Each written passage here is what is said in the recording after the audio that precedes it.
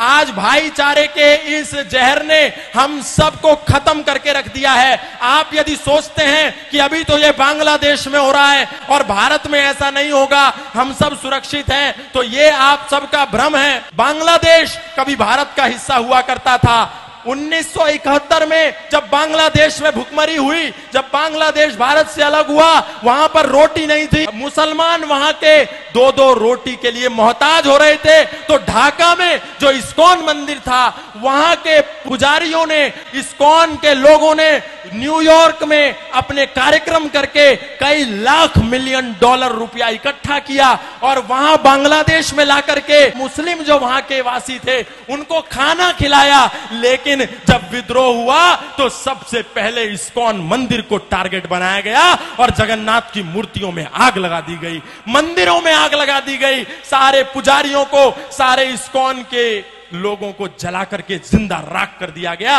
बांग्लादेश में जितने भी वो दंगाई थे आए और देखा कि ये हिंदू है, इसीलिए उनकी दुकानों में, उनके घरों में, उनके आशियानों में आग लगा दी गई। और हमको ऐसा लगता है कि हमारे भाई हैं। गाय को काट करके रोटी के साथ खाने वाले और गाय को अपने घर में बनी पहली रोटी देने वाले कभी भी भाई नहीं हो सकते, कभी भाई नहीं हो सकते। इसलिए ये झूठी दोस्ती और झूठा भाईचारा छोड़िए। यदि ये झूठा भाईचारा हमने नहीं छोड़ा तो भाई हमको चारा बना करके खा जाएगा और हमको पता भी नहीं चलेगा। अरे हम ही तो कह रहे हैं सर्वे भवन्तु सुखिनः, सर्वे सन्तु निरामया, सर्वे भद्राणि पश्यन्तु मा कश्चित् दुःख भाग् भवेत्। हमारे मंदिरों से ही तो आवाज आती है, इंद्रम वर्धन्तु अप्तुरा कृण्वन्तो विश्वमार्यम अपाघ्नन्तो रावणा।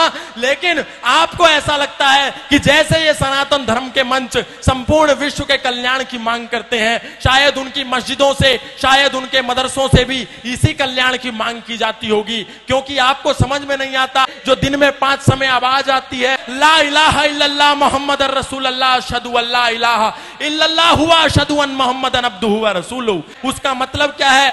इसका मतलब है कि इस दुनिया में अल्लाह के सिवा कोई इबादत करने योग्य नहीं है और मोहम्मद के सिवा उसका कोई रसूल नहीं है। इसीलिए यदि हम अल्लाह के सिवा यदि किसी की पूजा करते हैं तो हम काफिर हैं, हम मुशरिक हैं, हम नापाक हैं और हम वाजिबुल कत्ल हैं। यदि कोई दिखे जो अल्लाह के सिवा किसी की इबादत करता हो तो उसका कत्ल कर दो, उसका प्रतिकार करो, उस पर पत्थर बरसाओ। और यही होता है जब मर्यादा पुरुषोत्तम श्री राम की शोभा यात्रा लेकर के हम सड़कों से निकलते हैं तो अचानक से मस्जिदों के ऊपर से पत्थरबारी होने लगती है, ऊपर से कांच की बोतलें फेंक दी जाती हैं। इसका तात्पर्य क्या है? हमको लगता है अचानक कैसे हुआ? अचानक नहीं हुआ, आपको तो दिन में 5 बार चेतावनी दी जा रही थी, आप ही नहीं सुन रहे थे। आपको लगता था कि जो हमारी गीता में लिखा है, कई तो ऐसे भी महाज्ञानी हैं जो कहते हैं जो गीता में लिखा है वही कुरान में लिखा है, वही बाइबल में लिखा है। और यही कहते कहते आज हमारे सनातनियों को 10 राज्यों में अल्पसंख्य कर दिया गया। हमारे दिल्ली से 100 किलोमीटर भी दूर नहीं है नूह और मेवात, वहां लोगों की दुकानों को नाम देख देख करके आग के सुपुर्द कर दिया गया, आग लगा दी गई पूरे मोहल्ले में। और ये आगजनी जो आज बांग्लादेश में हो रही है, ऐसी आगजनी प्रत्येक दिन भारत के कई राज्यों में होती है, लेकिन हम सो रहे हैं। हम जय जय श्री राम, जय जय श्री राधे, जय जय श्री कृष्णा के नारे लगाते हैं, लेकिन कभी नहीं देखते कि मर्यादा पुरुषोत्तम श्री राम ने एक महिला के सम्मान के लिए 7 समुंदर पार जाकर के दुनिया का सबसे बड़ा सेतु बना करके 50 किलोमीटर का सेतु बांध करके उस अत्याचारी, उस पापी को मारा। मतलब ये हम सीखते नहीं, केवल सिया राम जय राम जय जय राम और कहानी खत्म, बस।